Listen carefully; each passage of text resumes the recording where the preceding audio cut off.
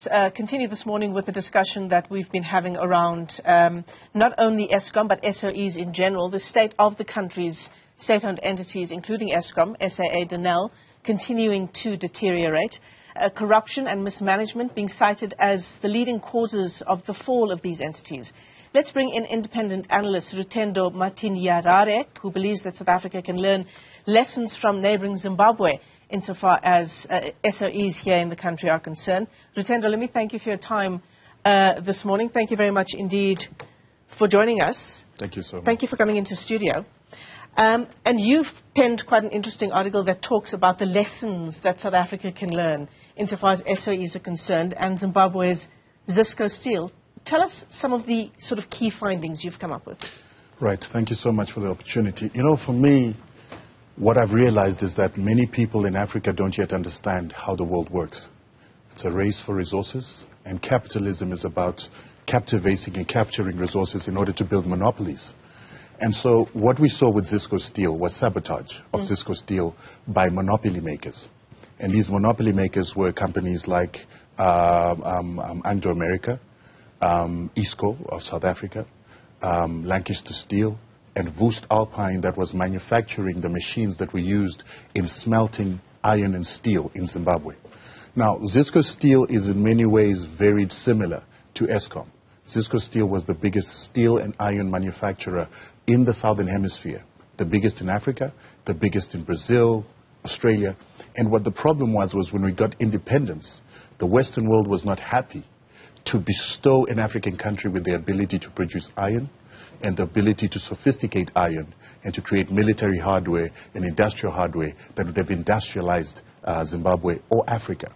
The reason being, once the Second World War ended, there was a plan called the Morgenthau Plan. The Morgenthau Plan was supposed to deindustrialize Japan and Germany so that they would never rise to become superpowers that would challenge the Western world or the Western banking system. So what they did is they wanted to turn them into agrarian societies, take out their industry, block their mines, take their workers that were most technical and take them out of Germany and out of Japan so that these countries could never rise to industrialize. Eventually what happened is Germany's lack of development, Japan's lack of development made it difficult for the West to compete with Russia. It made it difficult for the West to compete with Russia, which was now bringing communism. So they were forced to allow Germany and Japan to develop so that Western capitalism could show as an example in these regions as a success. But for this Western capitalism to take place, for the Marshall Plan to be given to these Western countries to rise themselves up, they needed cheap resources. So what did they have to do? They had to now take the Morgenthau Plan, this underdevelopment plan, this agrarian society plan to Africa. And so that meant that they had to deindustrialize African countries that had just come out of colonialism to ensure that they'll never be able to sophisticate their resources so that those resources will be passed on. So keep African countries sort of under your thumb? Correct. So that you can use them to your benefit. And this is exactly what's happening here in South Africa with Eskom. Because you have to understand that Eskom itself was created by a private monopoly that was led by the Cecil John Rhodes' company, the British South Africa company.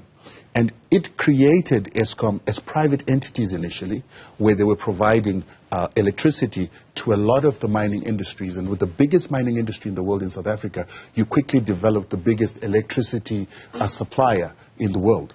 So what they realized is that if you want to be the biggest electricity supplier, you have to consolidate all these small electricity suppliers and make one electricity supplier, which became the Victoria Falls Power supply company that was owned by Cecil John Rhodes. And if you remember, all British South Africa companies were then taken by Anglo American. Anglo American is the same one that we see having a problem in Zisco Steel. So Anglo American becomes this agent of sabotaging Africa to ensure that it doesn't industrialize and to keep the industrialization capacity in areas controlled by whites, which is why it lasted in apartheid South Africa. So how does this play into the current state of Eskom, though? Right. Because when we talk about the current state of Eskom, we're talking about the state capture years of the past 12 years, right? How does this history help us understand what happened during the state capture years? That's a false narrative. The state captures happened with Anglo American and white capital.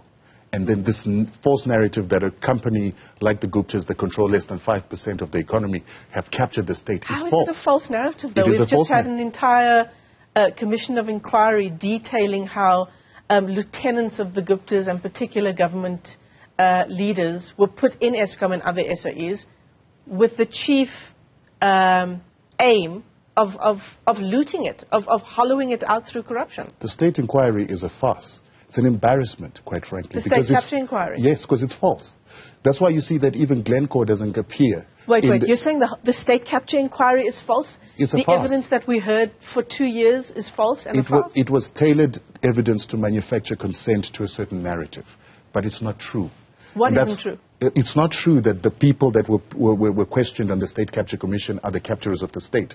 You have a situation where Anglo American controlled 60% of this economy, followed by the Ruperts, who controlled another 20%, and so forth and so on. How is it that people that have less than 5% of the economy captured the economy? But the estimates are this morning, Rutendo, that hundreds of billions left our country through state capture. And there's forensic evidence detailing exactly that. Where's the forensic evidence being tested for you to prove that as a reality? It is a narrative. Well, we're living with the reality, aren't we? So let's give you a reality again.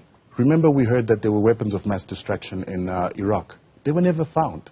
And there was supposed to be evidence, because it was never tested, and there's this Western agenda to always make a story a reality that never gets tested. That's what we're seeing with the State Capture Commission. And I'm not saying this so that we just cause problems. I'm saying this so that you get to the root cause of the problem that you have in South Africa. And I'm saying Zisco Steel, Anglo American was central to the destruction of Zisco Steel to maintain white monopoly and white capture. And let me tell you another thing. Whenever a society has had a crime against humanity happen against it, we usually have, for instance, with Nazi Germany, people being brought to book, people being taken to court and taken out of society. In South Africa, you've got a problem in the aspect that in South Africa, we had the very same people that perpetuated the crime against humanity still running society, running the media, running the companies, running banking, and continuously perpetuating the crimes of apartheid in a modern-day democracy by lies and doing the same things that were done during apartheid. We will never know the truth as long as the criminals of the apartheid system are running the economy for the same ends and the same purposes of apartheid, which was exploitation of the mineral resources of this country. And remember, Eskom was built off the gold, platinum, and exploitation of the diamonds of South Africa. And when the mining companies were paying for those services, they were not paying enough in order to allow for replacement cost in future. They were simply making money for the moment. What we've got now is that we've got an Eskom that did not save enough from the services that it gave these mining companies. Those profits went into the mining companies that are outside the country. Some of them are leaving because the gold is finished. Some of them are leaving because iron is finished. And they've taken the profits that should have been channeled into Eskom, that should have been part and parcel of the replacement cost and the depreciation of what Eskom would need to rebuild itself today. And the bankers have also sabotaged you in the aspect that the moment we get to 2017, you see a company called Future Growth that belongs to Old Mutual saying that we'll no longer give loans to SOEs, particularly Eskom. And so that started a regime of sanctions, of trying to bleed the government and not give it money to build its infrastructure. They also said they would influence other financiers across the world not to give South African SOEs and the South African government money. That is a regime change agenda. And that is an agenda to deindustrialize South Africa, as I've been saying with the Morgan Bell plan. I have to interrupt you there, Rutendo. I'm trying to understand how you can erase 12 years of state capture by just dismissing it as a farce. Who exactly would be orchestrating this farce? And are you going to reply and say the West? Well, it's interesting. How can we not erase 12 years if we've erased 135 years of state capture by Anglo American and the companies that were formed out of the Cicero Don't forget that companies? 20 years ago, Eskom was an incredibly successful company. No, it wasn't. It was. We had electricity. Our maintenance program was on track. We had profitability. We were exporting our excess power outside of the country as well. You were doing that while 70% of South Africa didn't have electricity. Many people were living in darkness in a country that was producing what you call... I said 20 years ago, not yes, 27. I'm talking about 20 years ago. 20 years ago, you did not have electricity for everybody. you actually had 70% of your people without electricity. Yeah. They were excluded.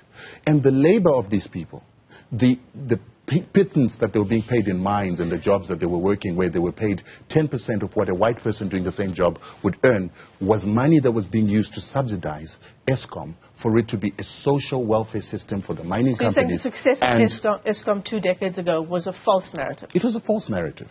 And it was a false narrative that if we allow ourselves to make that narrative, then we become complicit with an apartheid system that excluded 70% of the people because they were black and we don't care about them, yet we only gave services to 30% who were basically being subsidized by those that didn't have electricity, okay, let's talk about Medupi and Kusile power stations that are wholly over budget to the tune of billions. I'm on my phone now trying to find the exact number. Wholly over budget insofar as what was budgeted initially. In terms of maintenance costs, it's hundreds of billions of rands in excess. Okay? Who do we blame that on? Right, that's a good question. And I always like to use history as my guide. So what is happening at Medupi and Kusile has happened before when they were creating ESCOM. We had a company that was called Dick and Kerr. Dick and Kerr company was supposed to provide electricity for Johannesburg municipality for its tram system and the electricity in Johannesburg plus rand mines. So what they did is they went to buy machinery from England in order to power the generation of power that was going to be generated by engines. We're talking 1905.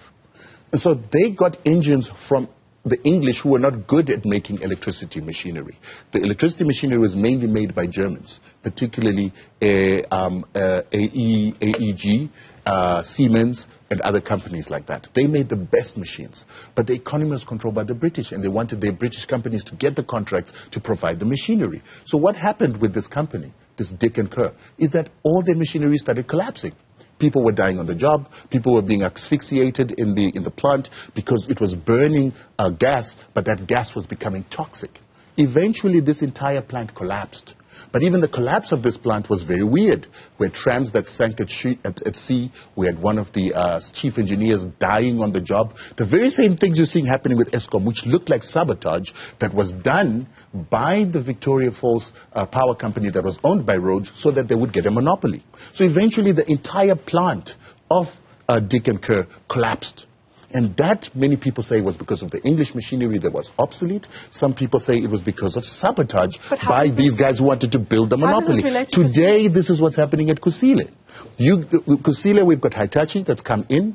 They're not the best at producing electricity power. They're not the best at generating electricity power. So there is a chance that we've chosen the wrong service provider. But there is also a chance that what happened in the past, the sabotage that could be happening at these plants by other interests that are trying to perpetuate a monopoly that existed, and we've learned this in history before.